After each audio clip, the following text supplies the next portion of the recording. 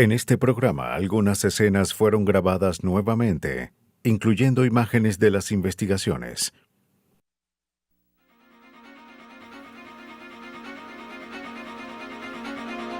En un asesinato ocurrido en una fraternidad, una mordida es la única evidencia. ¿Bastará para que los detectives creen un caso en contra del asesino en serie más infame de todos los tiempos? Los investigadores buscan a un sádico sexual en un pueblo turístico canadiense. El criminal deja un rastro de víctimas, pero pocas pistas. ¿Podrán detenerlo antes de que ataque otra vez? En las autopistas de Florida hay un asesino de hombres. Una huella de palma señala a una mujer. ¿Pero quién es ella? ¿Qué impulsa a personas inteligentes a convertirse en máquinas para matar? Mientras que los forenses tratan de revelar sus métodos, los psicólogos buscan entender la compulsión fatal de un asesino en serie.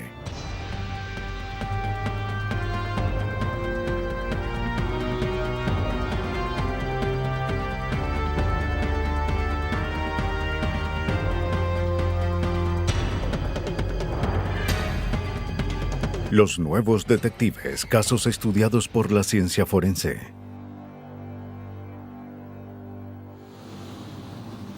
Compulsión fatal. Una noche de febrero de 1978, en Pensacola, Florida, el oficial David Lee vio un Volkswagen naranja que salía del estacionamiento de un restaurante cerrado. Como el auto no debía estar ahí, anotó el número de placa. Descubrió que era robado. El conductor trató de huir de la escena. Después de una persecución y una lucha, fue detenido. La policía halló tarjetas de crédito robadas y varias identificaciones falsas en el auto. El conductor fue interrogado. El sujeto mostró una identificación estudiantil, pero la policía determinó que esta también fue robada. Después de 2 días en custodia, finalmente le dijo a los oficiales su verdadero nombre, Theodore Robert Bundy. Al principio, la policía de Pensacola no tenía idea de quién era Ted Bundy, pero pronto descubrieron que su nombre había sido añadido hace poco a la lista de los 10 más buscados del FBI. Era sospechoso de haber matado a 36 mujeres en al menos 4 estados. Este típico arresto en Florida fue el inicio del fin del más infame asesino en serie de la historia, quien pudo haber asesinado a 40 mujeres en 16 años. Al final, la ciencia forense lo vinculó con los crímenes. Pero estas investigaciones ayudarían a desarrollar una nueva rama de la psicología forense. Una ciencia que busca entender cómo se crean los asesinos en serie. ¿Y qué podemos hacer para detenerlos? William Hockmeyer, de la Unidad de Ciencias Conductuales del FBI en Quantico, Virginia, interrogó a Bundy en prisión. Probablemente ha sido la máquina para matar más eficiente entre los asesinos en serie que hemos estudiado. Tenía habilidad para explicar por qué tomó ciertas decisiones al dejar a unos vivir o matarlos. Se convirtió en un patrón con el cual se comparan otros asesinos en serie. Los crímenes de Bundy fueron tan brutales que desafiaban las tácticas detectivescas tradicionales. Fue después de su arresto que toda la evidencia pudo reunirse. Bundy no sabía que Florida sería su última parada en su rastro de asesinatos. Llegó allí el 7 de enero de 1978, después de escapar de una prisión de Colorado donde esperaba un juicio por asesinato. Se dirigió hasta Tallahassee y se mudó a una casa de huéspedes cerca de la Universidad Estatal de Florida. Ahora es una fraternidad. Bundy no mataba al azar. Era metódico y seleccionaba a mujeres universitarias con cabello oscuro y liso y separado en el medio.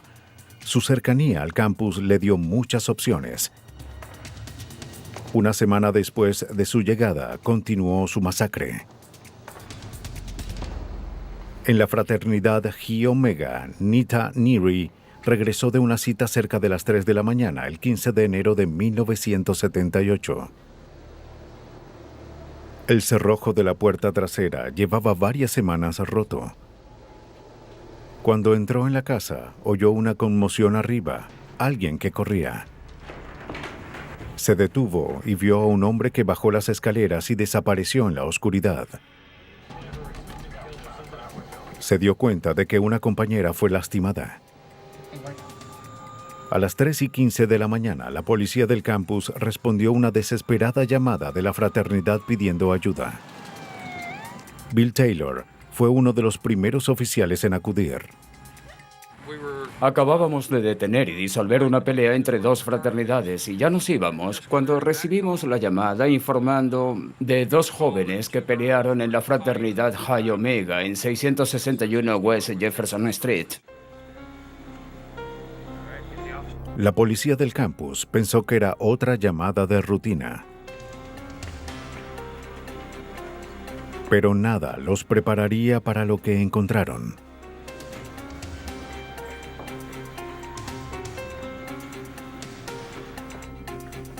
La encargada les dijo que dos mujeres fueron atacadas. Después de llamar a los paramédicos, la policía examinó el resto de la casa. Un oficial encontró a Margaret Bowman en su cama. Había sido golpeada y luego asfixiada hasta morir con una media. Al final del pasillo hallaron a otra mujer. Al igual que Margaret Bowman, Lisa Levy fue abusada sexualmente y luego golpeada. Durante el ataque, el asesino había dejado mordidas en su piel. La joven murió en camino al hospital. Mientras los paramédicos atendían a las heridas, los oficiales trataban de entender lo ocurrido. El oficial Taylor jamás había visto algo tan brutal. Uno piensa tantas cosas cuando ve algo así. ¿Cómo es posible que alguien le hubiese hecho eso a las víctimas de esa forma mientras dormían en sus camas? Las mujeres no vieron a su atacante. Pero Nita Neary, quien se salvó de un destino similar, lo describió. Era de estatura mediana y llevaba un abrigo de marinero y una gorra tejida. Cargaba una vara.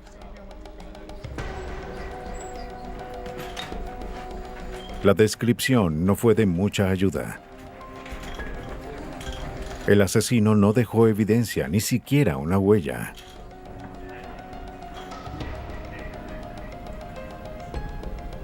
En la Universidad Estatal de Florida, casi todos los hombres fueron sospechosos y las mujeres vivían aterrorizadas. Sabíamos que buscábamos a un hombre caucásico, a alguien que medía entre 1,72 y 1,78 metros. Sabíamos que llevaba una chaqueta tipo marinero, con una de esas gorras azul oscuro, y mirábamos a todos los que pasaban y decíamos, ¿se parece? ¿Dónde estará ahora? ¿Es que estará lastimando a alguien ahora? Uno tiene el terrible presentimiento de que algo más va a suceder. ¿Hay otras escenas del crimen? ¿Otras personas heridas que hayan sido lastimadas y no lo sepamos? Para entonces, Bundy se había mudado a 160 kilómetros al oeste de Lake City, Florida. Allí cambió de rumbo y buscó otro tipo de víctimas. Sí, es que... Atrajo a Kimberly Leach, de 12 años, a su camioneta. Sí, tengo que... Luego se fueron. Leach sería la última víctima de Bundy. Después de abandonar la camioneta robada y matar a la joven, robó un Volkswagen. Prefería ese auto ya que podía quitar el asiento del pasajero para colocar a sus víctimas. Pero antes de que atacara otra vez, fue detenido por un oficial de Pensacola debido a que conducía un auto robado. El pasado de Bundy le rendiría cuentas gracias a la lista de los 10 más buscados del FBI. La policía de Florida estaba casi segura de que él fue responsable de los asesinatos en la fraternidad, pero debían reunir evidencia para probarlo. En esta parte hay Las únicas pistas dejadas en la fraternidad fueron las marcas de mordidas en el cuerpo de Lisa Levy. Los investigadores esperaban que eso fuese suficiente. También hay... El odontólogo forense Richard Suviron tuvo la tarea de analizarlas. Cuando Bundy fue arrestado, la evidencia de las mordidas no fue considerada como prioridad. Pero como los detectives no pudieron hallar algo más, como huellas ensangrentadas, cabello, fibras, nada parecido, entonces decidieron analizar estas marcas. En ese tiempo no se habían usado mordidas como evidencia en tribunales de Florida, pero los investigadores no tenían alternativa. Por suerte, una de las marcas era profunda. El doctor Suviron notó que los dientes del asesino tenían características únicas. Estaban torcidos y rotos en algunas partes y tenían una estructura inusual. Pero necesitaba una impresión de los dientes de Bundy para hacer la comparación. Eso requería una orden basada en causa probable de que los dientes de Bundy eran similares a los del asesino.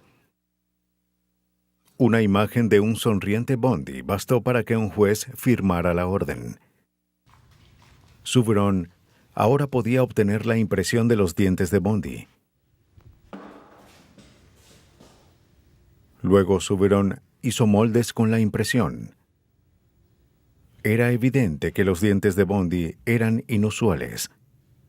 Los dientes de Bundy eran únicos. Nunca he visto dientes como los de Bundy y creo que nadie en el mundo ha visto dientes como esos.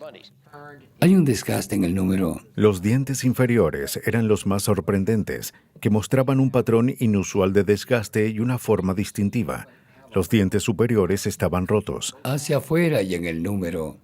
Con láminas de acetato de la mordida de Bundy, Suviron pudo concluir que solo los dientes de Ted Bundy pudieron haber dejado las marcas de mordidas en el cuerpo de Lisa Levy. Especialmente al compararlo con las piezas dentales de... Basándose principalmente en esta evidencia forense, un gran jurado de Florida condenó a Bundy el 27 de julio de 1978 por los 2 asesinatos. Su sentencia fue leída en vivo para la televisión. Vamos. Theodore Robert Nundy está acusado de 2 cargos de robo, 2 cargos de asesinato en primer grado y 3 cargos de intento de asesinato en primer grado. Mi oportunidad de hablar con la De prensa. acuerdo con la sección 782.04 de los Estatutos de Me Florida declararé y inocente el ahora. gran jurado, Bundy, quien siempre quería tener el control, disfrutó la atención y convirtió su juicio en un espectáculo. Escuchen, he sido puesto en aislamiento por 6 meses. Me han alejado de la prensa, me han enterrado. Ustedes hablaron por 6 meses. Creo que es mi turno. ¿Está bien? tenemos una orden judicial. No habrá conferencias de prensa.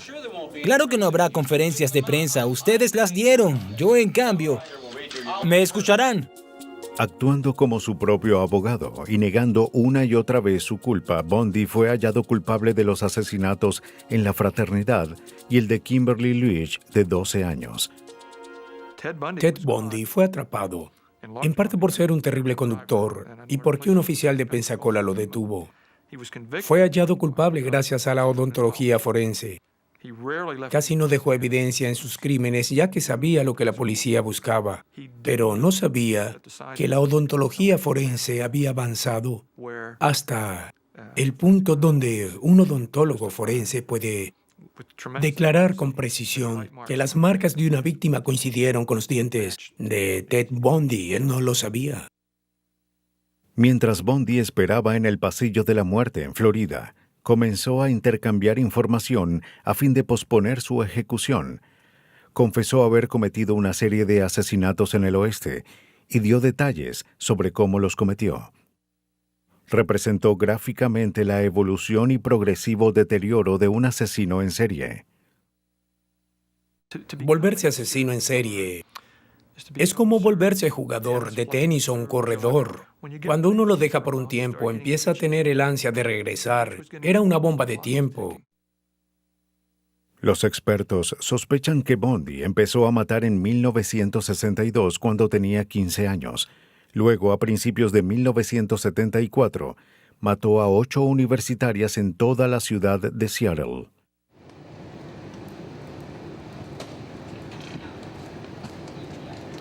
Usando muletas o un cabestrillo, usó su encanto para atraer a sus víctimas. A su paso, acabó con la vida de 6 mujeres en 6 meses. Ted Bundy creía que sus víctimas tenían una opción. Ella no tuvo que irse conmigo, dijo muchas veces. No soy un cavernícola, no las sacaba de donde estaban. Ellas venían a mí. Lleno de confianza por su éxito, buscó más riesgos un fin de semana en el lago Sammamish, cerca de Seattle. 2 de las mujeres que estaban allí, Janice Odd, de 23 años, y Denise Naslund, de 18, aparentemente se fueron con el lesionado desconocido a 4 horas de diferencia. Fue la última vez que las vieron con vida. De acuerdo con descripciones de testigos, dibujantes de la policía hicieron un retrato del joven con acento canadiense que se hacía llamar Ted. Parte de su éxito se debió a su ingenio. Por otra parte, se debió a su conducta extrovertida. Nadie sospechaba de sus inclinaciones homicidas. La escritora Anne Rule de Seattle se ha dedicado a analizar a asesinos y a sus víctimas. En 1975, cuando empezaba su carrera, fue contratada para escribir un libro sobre el asesino de Seattle. No tenía idea de que resultaría ser alguien que conocía. Pensé, Dios, se parece a Ted Bundy. Y sé que Ted a veces finge tener acento canadiense. Sabía que vivía en una casa de huéspedes en la misma calle donde fueron halladas 2 víctimas. Pero buscaban a alguien con antecedentes y Ted Bundy lo único que tenía era 2 distinciones por valentía al ayudar a personas. Fue asistente del director del Consejo de Prevención del Crimen en Seattle. Trabajó para el gobernador. No es el tipo de sujeto del que se sospecharía. Anne conoció a Bundy en 1971, 4 años antes, cuando ella era voluntaria en una clínica de Seattle. Trabajé como voluntaria y nos ponían juntos con un estudiante.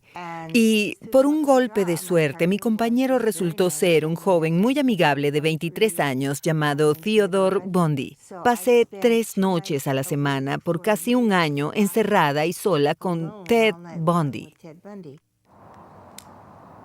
El fin de semana después de los raptos, las playas en el lago Sammamish estaban raramente vacías. Durante los próximos meses, cuerpos de mujeres desaparecidas fueron encontrados en colinas cercanas. La policía de Washington intensificó su búsqueda. 12 mujeres habían desaparecido en Seattle y se sospechaba que todas fueron víctimas del misterioso Ted. Pero Bundy fue listo y supo cuándo mudarse. En septiembre de 1974 se mudó a Salt Lake City. Durante el siguiente mes y medio, 3 adolescentes desaparecieron sin dejar rastro. Luego, el 8 de noviembre, Bundy observó a la joven de 23 años, Carol Darronge. Fingiendo ser detective, le dijo que alguien había sido atrapado robando algo de su auto. Le pidió que mirara adentro para ver si había perdido algo. Ella le dijo que al parecer todo estaba allí, pero Bundy le pidió que lo acompañara a la estación para ver si podía identificar al ladrón. Aunque Darronge tenía sus dudas, hizo lo que le pidió. Pero cuando ella se subió a su Volkswagen, él reveló sus intenciones. La esposó y amenazó con matarla en el acto. Pero ella logró abrir la puerta del auto. Se liberó. Darronge es al parecer la única mujer que logró escapar de las garras de Ted Bundy. Pero Bundy siguió como si nada. En los siguientes meses, más mujeres murieron. En Utah, Bundy fue finalmente atrapado por una infracción de tránsito. Carol Darronge lo reconoció en una identificación. Fue hallado culpable de secuestro y sentenciado de 1 a 15 años. Luego fue extraditado a Colorado, donde de acuerdo con muestras de cabello encontradas en su auto fue acusado de asesinar a una joven. Y allí, a través de un pequeño agujero en el techo de su celda, escapó para matar de nuevo. 8 días antes de los asesinatos en la fraternidad, Ted Bundy huyó de Colorado hacia Florida. Un amigo le prestó dinero. Había estado en la cárcel por 1 año y su compulsión fatal creció durante ese periodo. Su necesidad de calmar su adicción creció tanto, ya que estuvo en prisión y no podía matar, sino sentarse allí alimentando sus fantasías, pensando en matar. Y cuando salió, no controló sus impulsos. Bundy ahora se arriesgaba y cometía errores. Ya no usaba el ardid del amable desconocido. En la fraternidad Chi Omega, atacó con violencia e ira y dejó atrás la pista que llevó a su captura. Bill Hachmeier cree que la imprudencia de Bundy era inevitable. Los asesinos en serie se vuelven más osados y menos predecibles con el tiempo. De todos los asesinos en serie de los que he visto, sus crímenes empiezan por razones diferentes. El primer asesinato pudo ser accidental, quizás fue una agresión imprevista, pero después se convierte en un predador. Cuando estuvo en prisión, Bundy fue el mejor caso de estudio sobre asesinatos en serie. Hachmeier trató de determinar de dónde provenía la compulsión fatal de un asesino. Incluso el mismo Bundy ayudó a interrogar a otros asesinos en el pasillo de la muerte para hallar un denominador común. La respuesta no fue clara. Los asesinos en serie tienen los mismos antecedentes y conducta que el resto de nosotros. Los asesinos en serie tienen diferentes orígenes. No hay un factor consistente que se sepa sobre su desarrollo. Básicamente, al estudiar la evolución de Ted Bundy como ser humano, uno se sorprendería al saber que se convirtió en asesino en serie, ya que no actuaba diferente.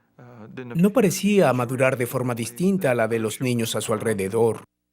La escritora Ann Rule cree que los asesinos como Bundy nacen y se crean. Bueno, pienso que un asesino en serie o cualquier sádico psicópata debe tener una combinación de genes predispuestos a la violencia.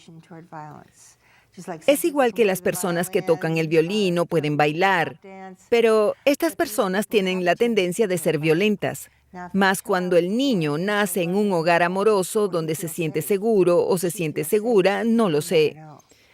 Pero si existe la terrible combinación de una predisposición genética y un hogar abusivo, pues ese es el terreno perfecto para crear a estas personas. Bundy mostró sus tendencias homicidas desde niño.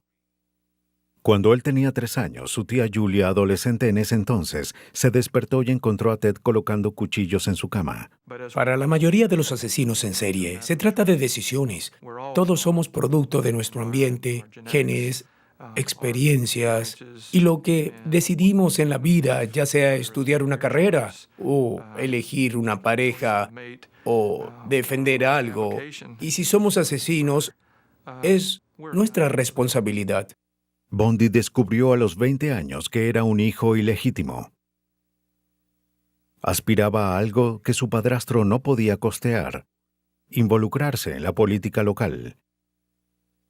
Pero el rechazo de una universitaria de clase alta y refinada pudo haberlo llenado de una progresiva ira. Cuando empezó a matar menos de 1 año después, todas sus víctimas tendrían un parecido a la joven que lo rechazó. Cuando el agente Hachmeier empezó a pasar más tiempo con él, Bundy comenzó a llamarlo su mejor amigo. Él describió lo que era ser un asesino en serie. Él dijo que cuando estás solo con una víctima con vida y que lucha e implora por su vida, uno se convierte en Dios y que tiene el poder sobre la vida y la muerte. Él dijo que cuando los mataba, oía los últimos sonidos que hacían y que su boca prácticamente saboreaba los últimos suspiros que salían de sus cuerpos. Y dijo que eso le producía una sensación fenomenal de poder y que se alimentaba de todo eso por un tiempo. Era como salir de una especie de horrible trance o sueño.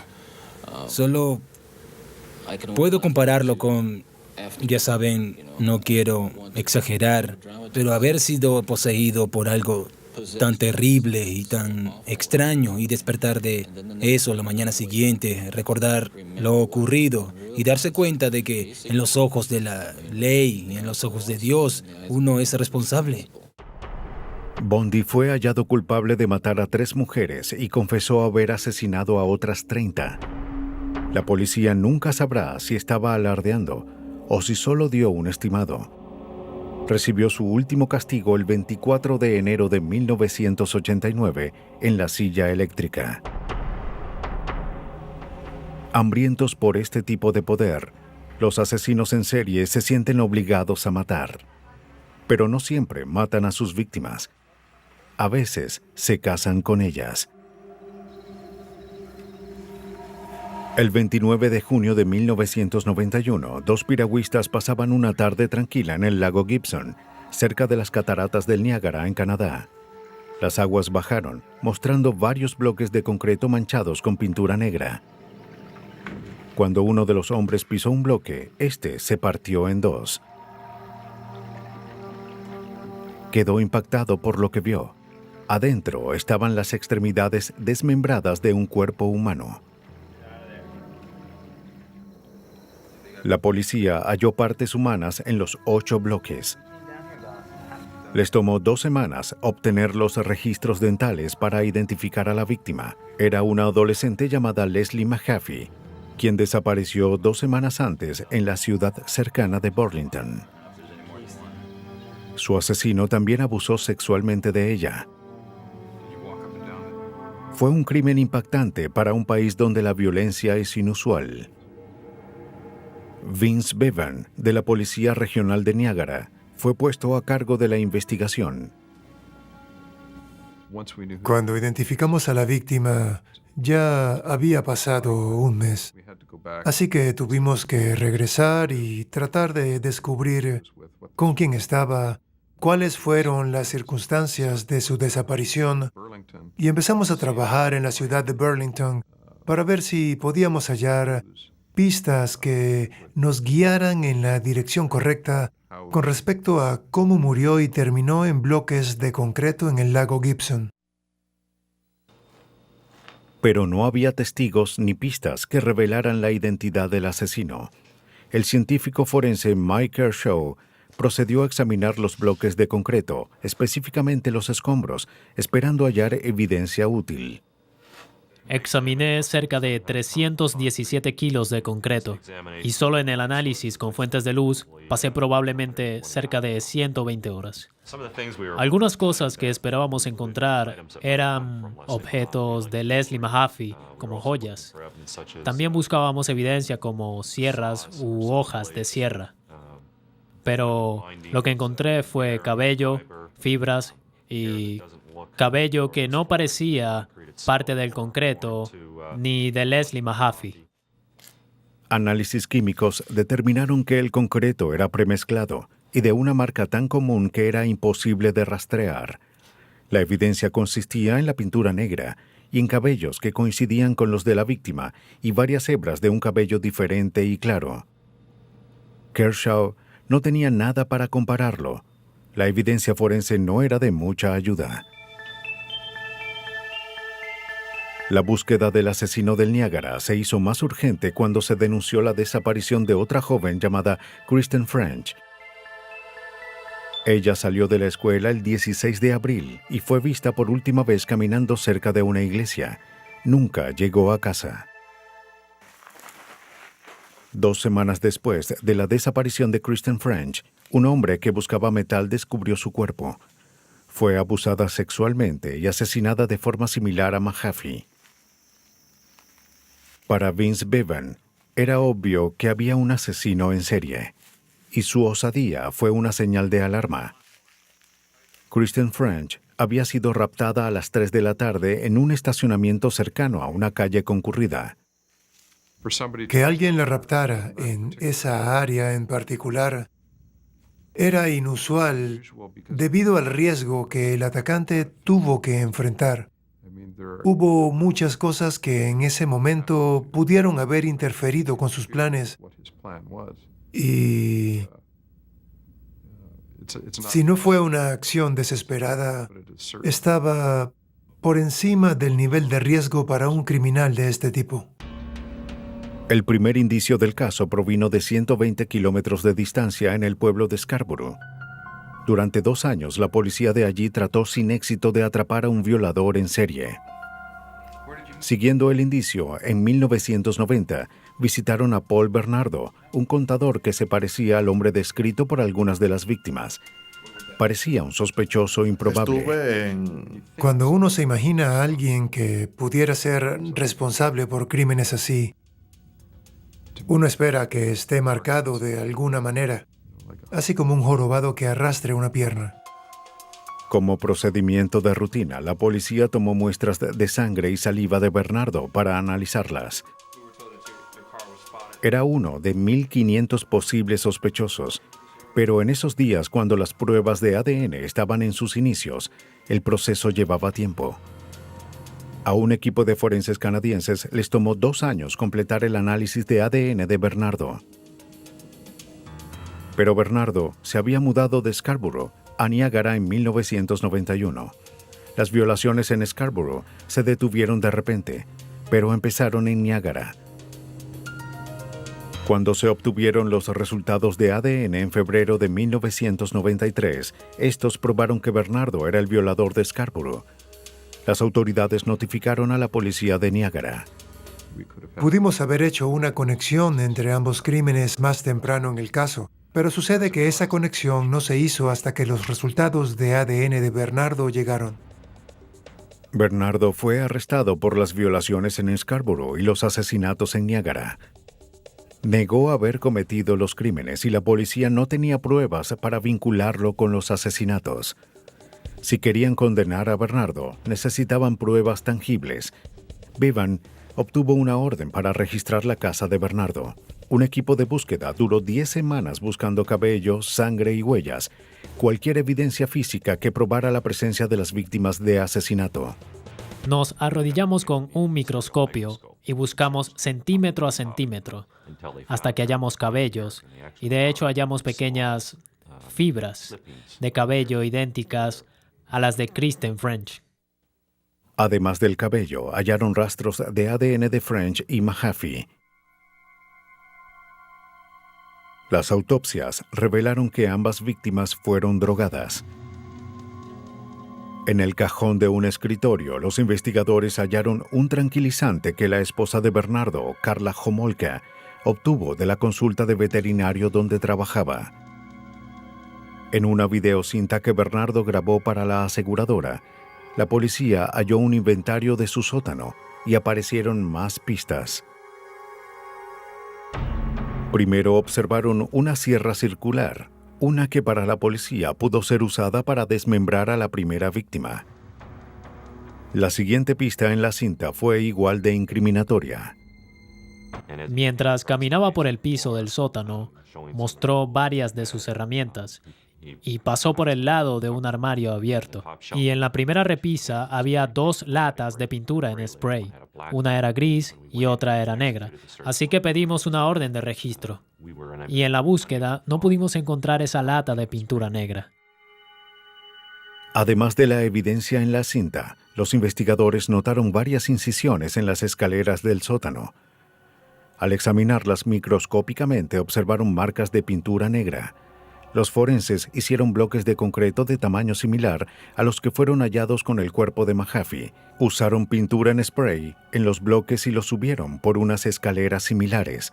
Las marcas que hicieron coincidían con las encontradas en las escaleras de Bernardo.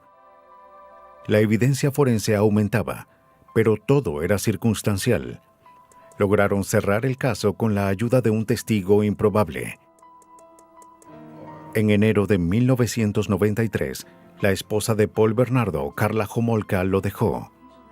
Ella le dijo a la policía después que Bernardo la había atado y forzado a actuar como sus víctimas en sus últimos momentos. Como tenía miedo de terminar igual que ellas, huyó. En febrero, como había cada vez más evidencia en contra de Bernardo, ella decidió hacer un trato y confesó que había participado en los terribles crímenes de Paul Bernardo. Crímenes que él grabó. Karla Homolka conoció a Paul Bernardo en 1987 cuando era una adolescente. Bernardo era un apuesto y al parecer exitoso hombre joven con solo 6 años más que ella. Pero debajo de esa amigable apariencia, Bernardo estaba poseído por un deseo de dominar mujeres. Roy Hazelwood, ex agente del FBI y experto en crímenes sexuales, estudió por 6 años el extraño vínculo entre los asesinos en serie y las mujeres que se enamoraban de ellos. Los fiscales canadienses lo llamaron para analizar el estado mental de Karla. Hazelwood cree que Bernardo, al igual que muchos asesinos en serie, ve a las mujeres como criaturas inferiores que no merecen respeto. Esto explica por qué buscan a mujeres de clase media en lugar de prostitutas o alcohólicas o drogadictas, porque quieren romper esa imagen de bondad y pureza que suele rodear a la persona de clase media alta. Cuando era adolescente, empezó a espiar a mujeres en la oscuridad. Se convirtieron en objetos que existían solo para su placer. Según Hazelwood, Bernardo consideraba a su futura esposa Karla Homolka como una mujer a la que podía dominar y obligar a hacer lo que quisiera. Estos hombres tienen una habilidad innata para identificar a mujeres vulnerables, mujeres ingenuas, mujeres con poca experiencia o autoestima baja, o que tuviesen, como mencioné antes, personalidades dependientes y que quieran y ansíen la atención de otros y su aprobación. Los padres de Karla la animaron a entablar un noviazgo con el apuesto y adinerado Bernardo. En 1990 ya la tenía bajo un horrible hechizo. En Navidad, ella lo ayudó a drogar a su propia hermana Tammy para que pudiera tener sexo con ella, pero la droga causó su muerte. Dijeron que había tomado demasiado alcohol. Nadie sospechaba la verdad. No había duda de que Bernardo la manipuló. Ella era una mujer atractiva, inteligente y joven. La razón por la que se involucró en el primer incidente es un misterio para mí. Pero creo que después de la muerte de su hermana, quedó atrapada. Quedó atrapada en medio de una situación de la que él pudo aprovecharse.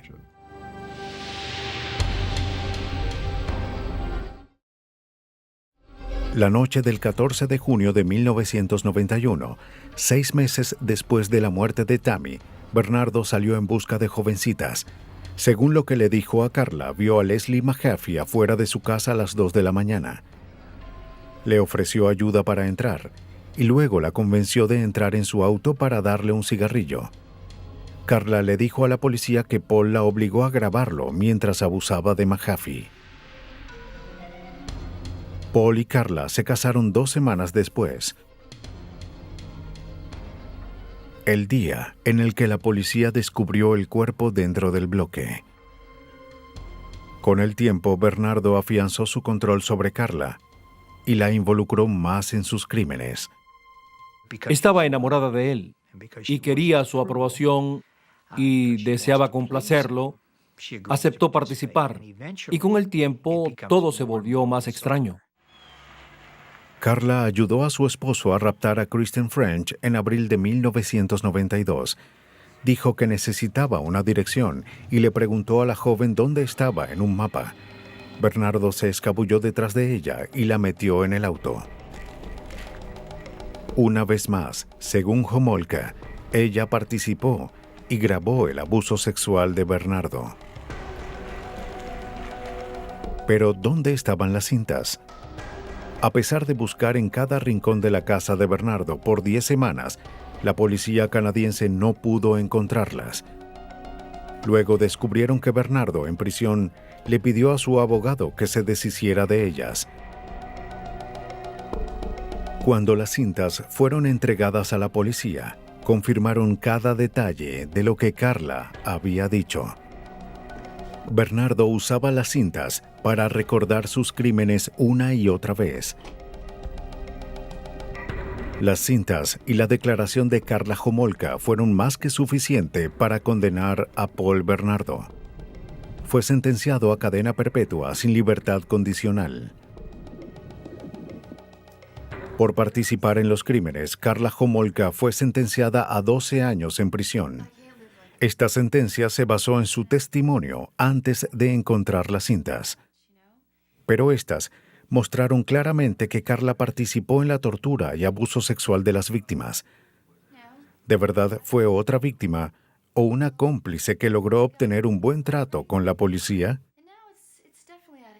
¿Es una víctima? No en el sentido de que ella es responsable por lo que hizo. Ciertamente es responsable por ello y debe ser castigada por sus acciones, ya que participó en el rapto y asesinato de 3 personas diferentes. En ese sentido, no es una víctima. ¿Es una víctima ya que cayó en su hechizo o en el sentido de que abusó de ella? En ese aspecto, sí, es una víctima en ese sentido. Desde la primera violación que cometió Bernardo hasta su captura, habían pasado casi 6 años. De acuerdo con Ann Rule, si no hubiese sido atrapado, habría continuado con sus asesinatos.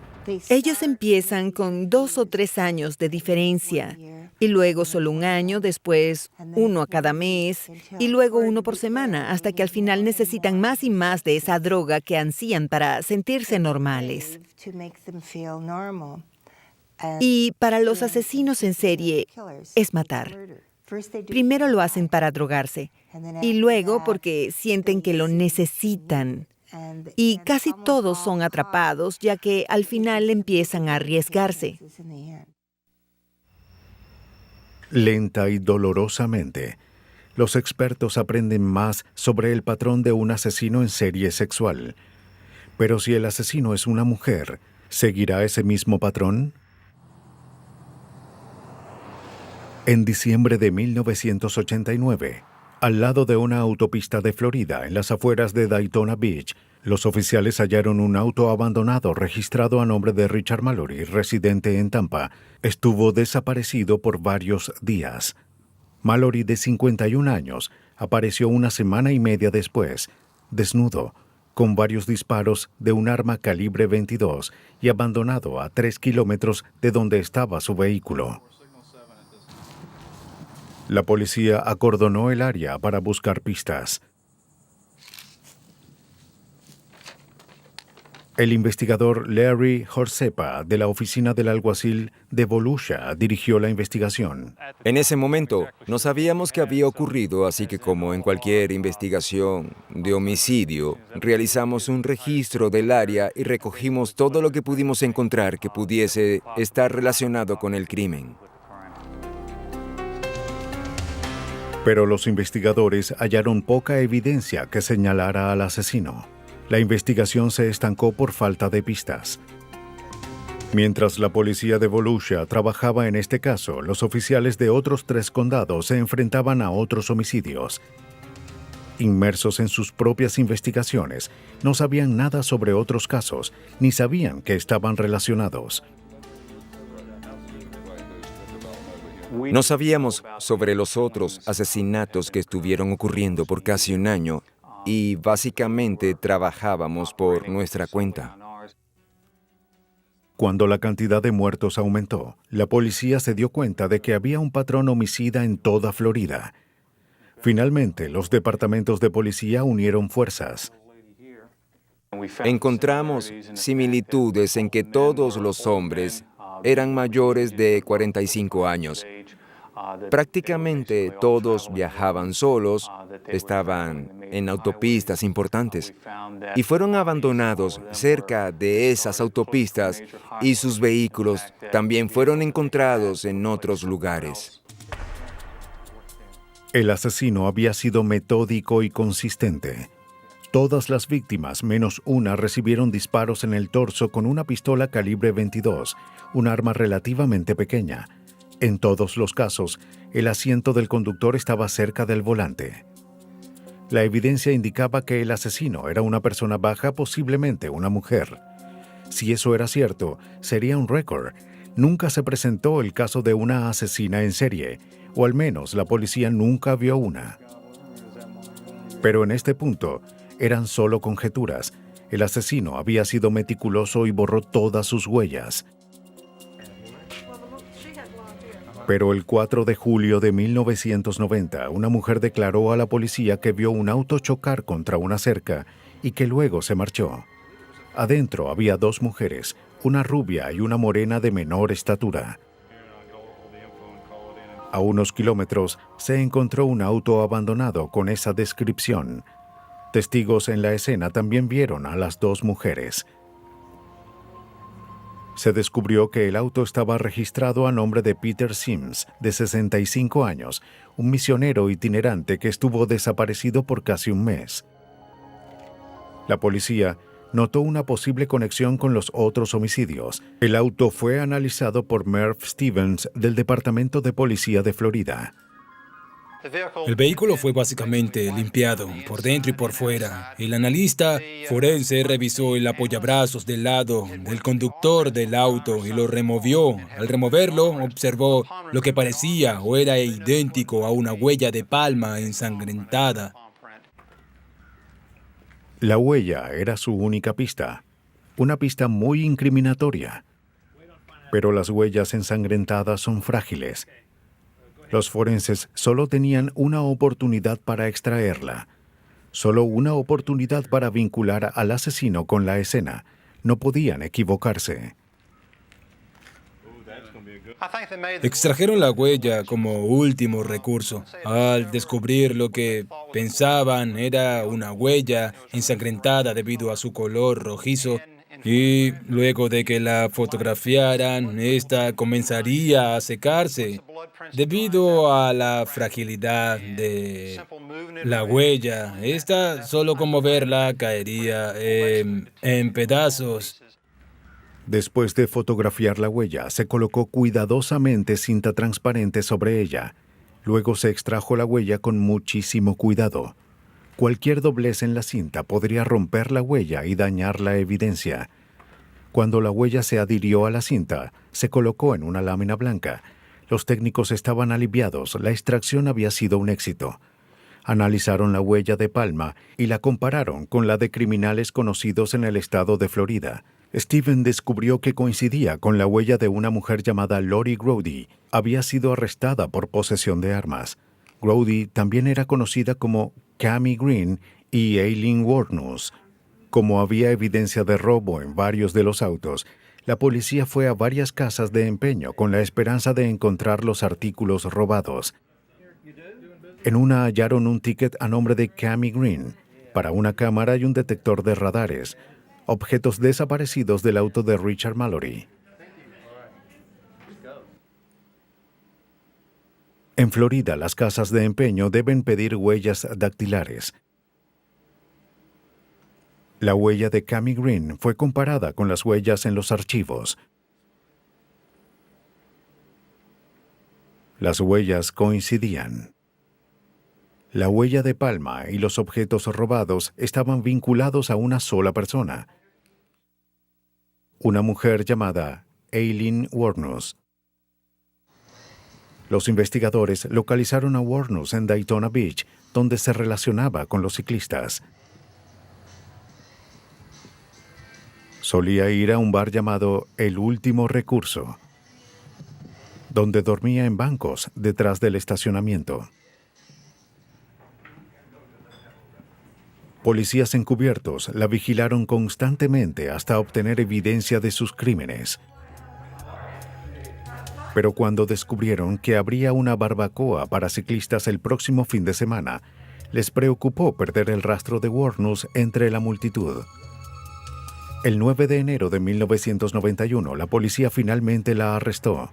En su posesión tenía una llave que llevó a la policía a un casillero lleno de objetos robados de las víctimas.